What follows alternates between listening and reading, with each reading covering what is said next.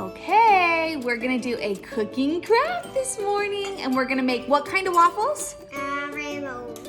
Rainbow waffles. Ta-da! Here we go. We've got our waffle mix that comes from this box.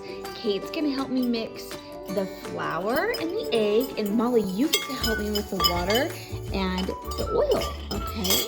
And then since the waffle iron's pretty hot, Aunt Kelsey is going to pour it in there, and then we're gonna make rainbows with our fruit. Sound good? Mm-hmm. Okay.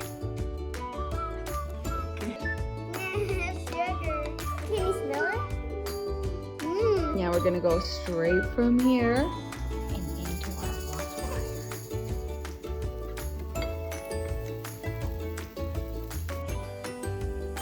I smell it. You smell it? What do you think? Good. Yeah.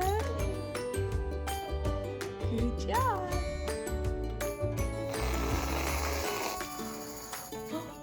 You like it? Should we eat it?